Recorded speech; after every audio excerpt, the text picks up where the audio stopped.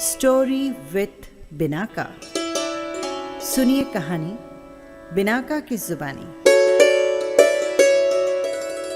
तो लीजिए, हाजिर है करतार सिंह दुग्गल की कहानी चांदनी रात का दुखांत। कोई नहीं कहता कि मालिनी और मिन्नी माँ बेटी है।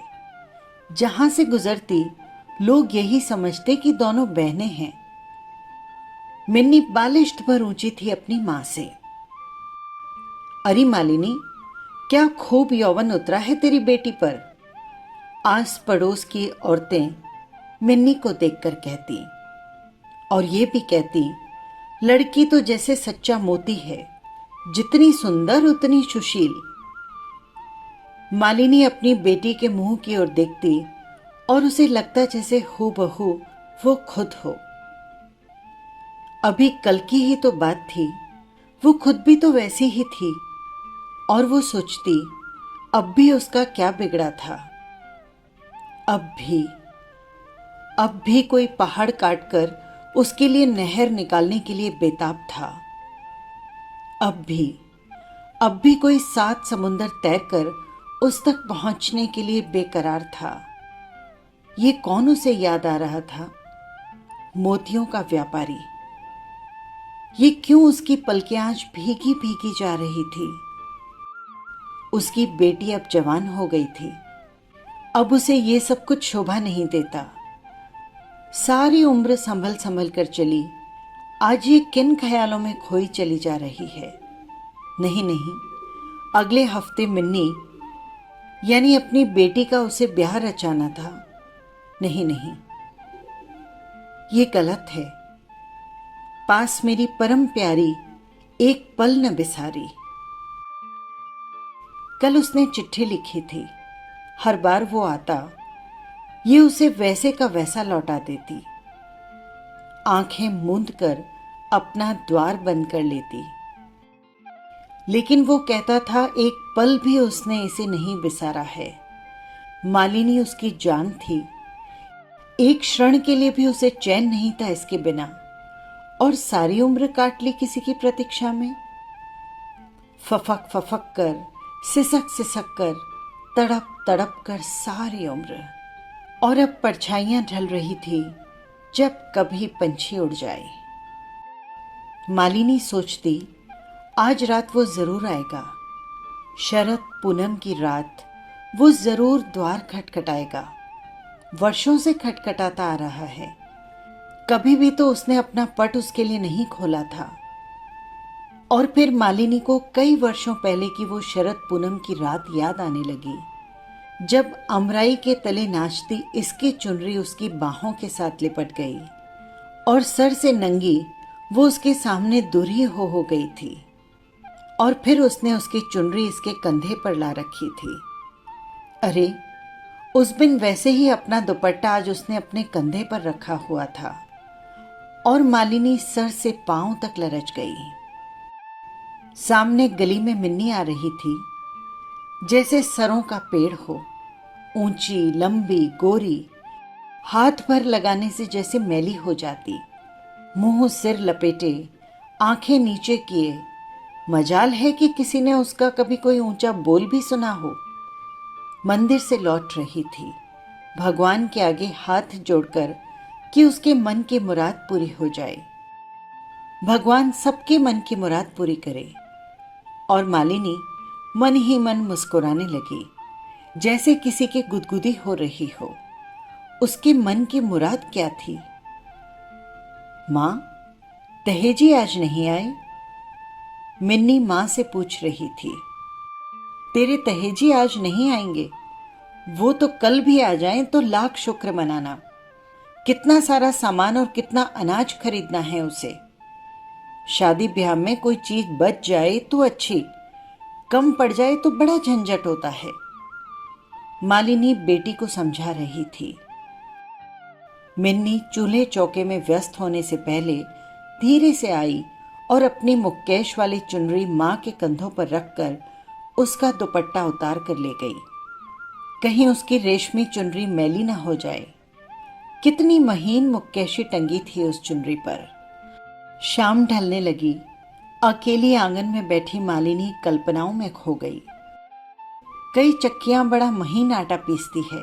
मालिनी सोचती, वो भी तो एक चक्की की तरह है जो सारी उम्र अपनी धुरी पर चलती रही।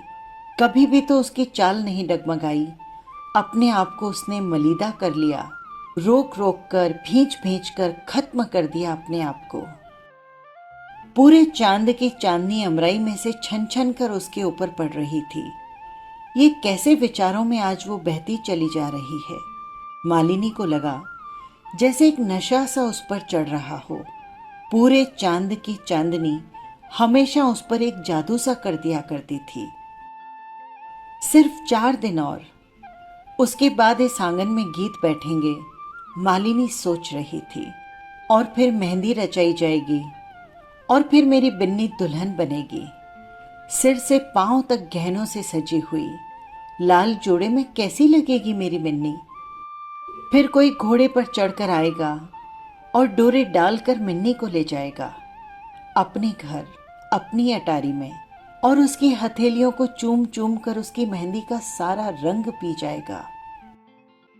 मालिनी सोचती, अभी तो कल की ही बात थी, उसने भी मेहंदी लगाई थी, पर मिन्नी के तहेजी ने तो एक बार भी उसकी हथेलियों को उठाकर अपने होठों से नहीं लगाया था।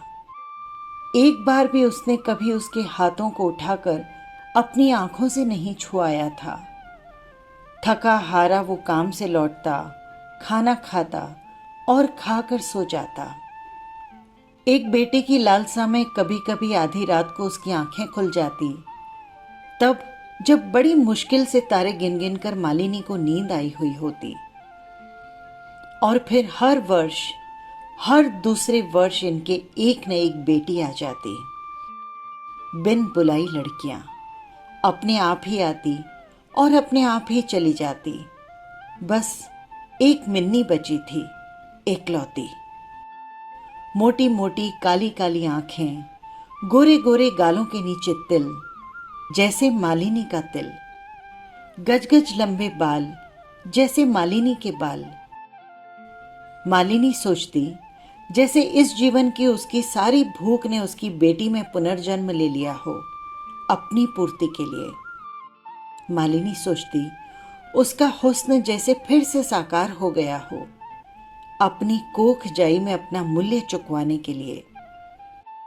मालिनी को हमेशा महसूस होता जैसे उसके अंग अंग, पोर पोर में एक भूख बसी हुई है, एक प्यास में उसके होठ बेकरार रहते हों। पूरे चांद की रात मालिनी से कुछ खाया नहीं जाता और मिन्नी कब के चूल्हा चौका संभाले, सामने ड्योढ़ी के दरवाजे को कुंडी लगाकर अंदर कमरे में जाकर सो गई थी।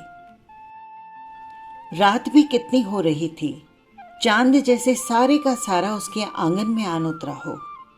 रात ठंडी थी, अभी ठंड कहाँ, यूं ही हल्का हल्का जाड़ा था।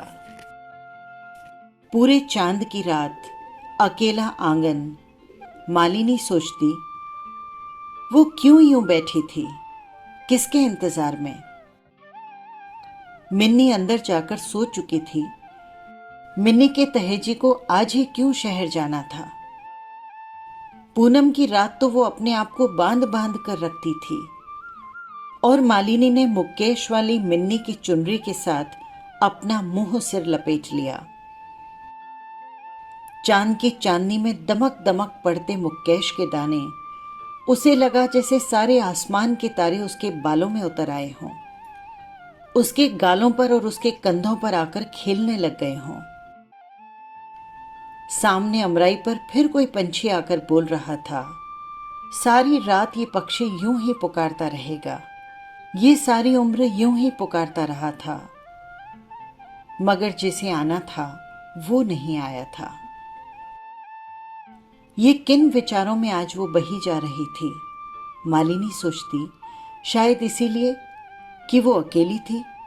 अकेली क्यों थी? अंदर मिन्नी, उसकी जवान जहान बेटी सोई थी। अगले हफ्ते जिसका उसे ब्याह रचाना था। 7 दिन और फिर वो चली जाएगी। और मालिनी एकदम अकेली रह जाएगी। इतना बड़ा आंगन और वो अकेली। मालिनी का अंग अंग लरच गया। ये आंगन उसे काटने को दौड़ा करेगा। मिन्नी क्यों उसके यहाँ आएगी? वो तो अपना घर बसाएगी, गांव के चौधरी की बहू। वो तो अपने सहन का सिंगार बनेगी। और मालिनी सोचती वो अकेली रह जाएगी, बिल्कुल अकेली। मिन्नी के तहेजे की तो सारी उम्र सूत सौदे में कट गई। एक अटूट दौड़। घर का मर्द शाम को हर रोज हार कर जैसे वो आता था और निढाल होकर अपनी चारपाई पर ढेर हो जाता। कई बार उसे देखकर ये कहती, आखिर इतने झमेले किस लिए? काहे को उसने इतने झंझट पाल लिए हैं? लेकिन उसे तो कोई बात ही समझ में नहीं आती। मालिनी कुछ घड़ी के लिए अंदर कोठे में गई। मिन्नी सचमुच सो गई थी। अल्हड़ जवानी की नींद में बेसुध सोई पड़ी थी। लाल लाल चूड़ियां उतार सिरहाने रखकर सो गई थी। कहाँ चूड़ियां रखी थी उसने? जो ही करवट लेगी कचकच करके टूट जाएंगी। और मालिनी ने सोचा वो उठाकर चूड़ियों को सामने ताखे में रख दे। लेकिन उसने तो चूड़ियां पहन ली थी। ताखे में संभालने के बदले उसने तो चूड़ियां अपनी कलाई में सजा ली थी। 6 एक हाथ में और 6 दूसरे में। चमक चमक पड़ती चूड़ियां अभी कल ही तो मिन्नी ने गली में बैठकर चूड़ी वाले से चढ़वाई थी। फिर मालिनी बाहर आंगन में लौट आई। सिर पर रेशमी मुक्केश वाली चुनरी, हाथों में लाल चूड़ियां। पूरे चांद की रात मालिनी को लगा जैसे एक ऐंठन सी उसके अंग अंग में फैलती जा रही हो। और फिर उसकी ड्योढ़ी का दरवाजा किसी ने खटखटाया। वही था, वही धीरे से सहमा हुआ, झिझकता हुआ। वही था जैसे उसने चिट्ठी में लिखा था, अपने वक्त पर आन पहुंचा था। शरद पूनम की रात में तुम्हारा किवाड़ खटखटाऊंगा। तुम्हारी मर्जी हो तो खोल देना, तुम्हारी मर्जी ना हो तो ना खोलना। तुम्हारा किवाड़ खटखटाने का मेरा हक वैसा ही बना हुआ है। ठक ठक ठक। बेहद कोमल, बेहद मधुर, प्यारी सी ये दस्तक उसी की थी। हाँ, वही था, चांदनी रात का चोर। और सहसा चांद घने काले बादलों के पीछे हो गया। अंधेरा सा छा गया था चारों ओर, जैसे किसी ने एकदम बत्ती बुझा दी हो। घोर काले बादलों का एक पहाड़ सा चांद के सामने आ गया था। बादलों पर बादल चढ़े आ रहे थे और रात के अंधेरे में मालिनी के कदम ड्योढ़ी की ओर चल दिए। अंधेरा अंधेरा, चक्कर चक्कर, ठंड ठंड, पसीना पसीना। कांपते हुए हाथों से धीरे धीरे उसने कुंडी खोली और अपने आप को तड़प रही बाहों में ढेर कर दिया। और फिर होठों पर होठ, दांतों में दांत, 20 वर्षों का रुका हुआ एक बांध जैसे फूट फूट कर टूट पड़ा हो। जैसे कोई फूल की पत्ती किसी बवंडर की लपेट में आ गई हो।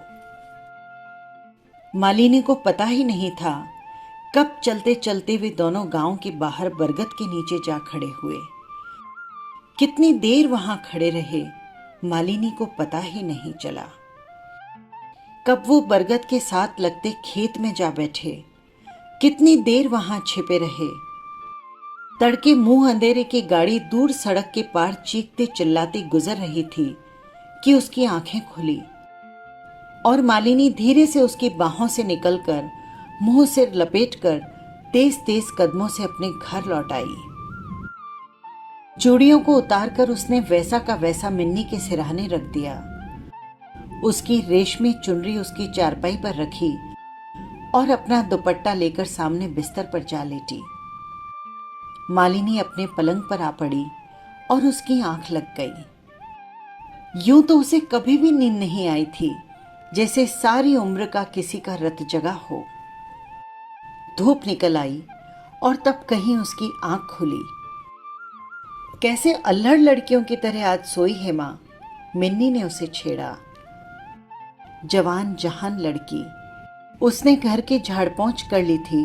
चूल्हा चौका खत्म कर नहा धोकर वो मंदिर जा रही थी। मोतिये की कलियां अपनी चुनरी में बांधे अपने इष्ट की भेंट चढ़ाने के लिए। मिन्नी आंख से ओझल हुई और मालिनी अलसाई हुई लाखों लाख सपने अपने पलकों में लिए सामने आंगन में जा बैठी। मीठी मीठी पुरवैया चल रही थी। हल्की हल्की धूप सामने मुंडेर से नीचे उतर आई थी। एक खुमार सा था आसपास। मालिनी को लगा जैसे वो दूध की लबरेज कटोरी हो, दूध और उस पर तैर रही चमेली की कलियां। एक उन्माद में उसकी पलकें जुड़ जाती थी और खुल जाती थीं। अरे मालिनी, कहाँ हैं तुम्हारी काइयां बेटी?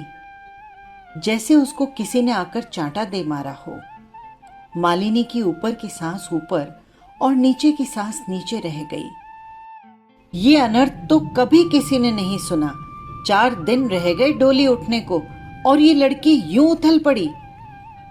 लाजो पड़ोसन हथेलियां मलती हुई मालिनी के पास आकर बैठ गई। क्या हुआ मेरी बेटी को? वो तो निरी गऊ है। मालिनी भभक कर उसे काटने पड़ी। तेरी गऊ सारी रात कल मुंह काला करती रही है। मालिनी ने सुना तो उसके जैसे सोते सूख गए। काटो तो लहू नहीं, नीली पीली उसका अंग अंग जैसे मुड़ रहा हो। उधर रात हुई और ये किसी गुंडे के साथ बाहर निकल गई। सारी रात तेरी ड्योढ़ी खुली रही है। मैंने खुद इन आंखों से देखा था उसे। ड्योढ़ी के बाहर किसी की बाहों में ये ढेर हुई पड़ी थी।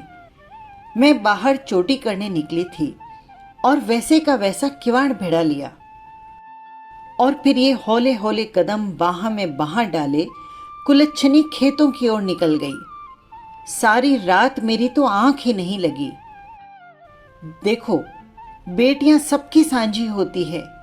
यूं पहले किसी ने अपने माँ बाप का मुंह काला नहीं किया था। यूं किसी ने कभी अपने बड़े बूढ़ों की इज्जत नहीं उतारी थी। हम तो कहीं मुंह दिखाने के लायक नहीं रह गए। और लाजो छल छल रो रही थी। रोए जाती और हथेलियों को मले जाती। मालिनी जैसे कोई पत्थर हो, उसे कुछ सुनाई नहीं दे रहा था। और फिर यूं बिलखती बिलखती लाजो चली गई। लाजो अभी गई ही थी कि गांव का चौकीदार पिछवाड़े की ओर से उतरा। भाभी, अरे भाभी मालिनी। कब का वो उसके पास खड़ा हो उसे बुला रहा था। क्या हुआ जुम्मा? जैसे कुएं से निकली आवाज हो। मालिनी चौकीदार को आंगन में खड़ा देख खुद को संभालने लगी। भाभी, कहने वाली बात तो नहीं है, पर कल रात को बड़ा जुल्म हुआ है इस गांव में। मैंने तो बाल सफेद कर लिए चौकीदारी करते हुए, लेकिन ऐसा अंधेर मैंने कभी नहीं देखा। तेरी बेटी मिन्नी किसी के साथ बरगद के तले मुंह काला करती रही। रात चांदनी थी, लेकिन आकाश बादलों में अटा हुआ था। 2 बार मैं 10 कदम की दूरी से इनके पास से गुजर गया। होठों पर होठ जमाए, एक दूसरे से चिपटे हुए, इनको कुछ पता नहीं लगा। बरगद के तले खड़े खड़े थक गए तो फिर खेत में जा छिपे। मैं तो सारी रात तेरे घर की रखवाली के लिए बैठा रहा हूं। खुली ड्योढ़ी, 4 दिन बाकी रहे हैं ब्याह को। ब्याह वाला घर गहनों कपड़ों से भरा होता है। सवेरे हुई तो मैं यहां से हिला। पता नहीं ये कब झक मार कर लौटी कमजात। मैंने तो इसे गोद में खिलाकर पाला है। मेरी बेटी होती तो मैं इसका गला घोंट देता। मैं तो पिछली रात दीवार फांद कर आया हूं। मैंने सोचा कोई पूछेगा कि तुम सुबह सुबह किधर चले गए तो मैं क्या जवाब दूंगा। मालिनी के मुंह में जुबान नहीं थी। फटी आंखों से जुमा चौकीदार को देख रही थी और जुमा जिस राह आया उसी राह दीवार को लांग कर लौट गया। जुमा गया और सामने गली में रत्ना जमींदार दहाड़ता फुफकारता सिर जितना ऊंचा लठ उठाए उसके आंगन में आ धमका। वो क्रोध से उबल रहा था। कहाँ है तुम्हारी लड़की? ड्योढ़ी में घुसते ही वो गरजा। कहाँ है वो बज्जात छिनाल? मेरा ही खेत रह गया था इसे खराब करने को। रत्ना उछल उछल कर बोल रहा था। मन ही मन गालियां सुनाता उसने सारा मोहल्ला इकट्ठा कर लिया। अड़ोसी पड़ोसी सब मुंडेर पर आ खड़े हुए। तड़के में कुएं की ओर जा रहा था, मैंने खुद अपनी आंखों से देखा। पहले ये निकली मेरे खेत से मुक्केश वाली चुनरी ओढ़े हुए। मैंने सोचा लड़की शायद बाहर बैठने आई होगी। फिर एक ही पल गुजरा तो इसका यार किसी दूसरी ओर से नीचे उतर गया। क्यों झूठ बोल रहे हो चाचा? बिजली की तरह कड़क कर मिन्नी भीड़ को हटाती हुई आगे बढ़ी। बहुत देर से वो मंदिर से लौटी हुजूम के पीछे खड़ी सब कुछ सुन रही थी। मैं झूठ बोलता हूं बज्जात, मैं झूठ बोलता हूं कुलच्छनी। ये लाल चूड़ी किसकी टूटी हुई थी मेरे खेत में? और अपनी चादर के पल्लू में बंधी लाल चूड़ी उसने मिन्नी की हथेली पर जा रखी। एक आंख झपकने में मिन्नी ने अपनी कलाइयों की चूड़ियों को गिना। 11 थी और वो ठिठक कर रह गई। उसकी आंखों के सामने अंधेरा छा गया और फिर मोहल्ले वालियां आंखों ही आंखों में एक दूसरे से कहने लगी, उन्होंने स्वयं मिन्नी को पिछले दिनों चूड़ियां चढ़वाते देखा था। 10 के ऊपर 2 चूड़ियां, लाल रंग चुनकर उसने निकलवाया था। लोगों से आंगन भर गया और मालिनी का समधी आया भीड़ को चीरता हुआ। उसके पीछे मिन्नी की होने वाली सास भी थी और उन्होंने सारे वो थाल, सारे वो कपड़े, सारे वो नोट, सब वो मुंदरियां मालिनी के सामने ला पटकी। हक्के बक्के लोग एक दूसरे की ओर मुंह देख रहे थे। औरतें बार बार कानों को हाथ लगाती। जवान जहान लड़कियां मुंह में उंगलियां काट रही थी। और फिर धड़ाम से पड़ोस के कुएं में किसी के गिरने की आवाज सुनाई दी। सबके ऊपर की सांस ऊपर और नीचे की सांस नीचे रह गई। लोगों ने आगे पीछे देखा। मालिनी की गौ जैसी सुशील बेटी कहीं पर भी नहीं थी। वो बेटी जिसका ऊंचा बोल किसी ने कभी नहीं सुना था, सच्चा मोती, जो सुबह शाम भगवान के सामने हाथ जोड़ जोड़ कर नहीं थकती थी, वो बेटी कहीं नजर नहीं आई। और लोग एक सांस में कुएं की ओर दौड़ पड़े। मालिनी तख्ते का तख्ता वैसी की वैसी पड़ी थी। उसका आंगन भाएं भाएं कर रहा था। अड़ोसी पड़ोसी अल्ले मोहल्ले वाले सारे कुएं की ओर दौड़ पड़े थे। शायद वे किसी तरह उस लड़की को बचा सकें। बस यही थी कहानी। फिर मिलेंगे किसी नई कहानी के साथ। नमस्कार।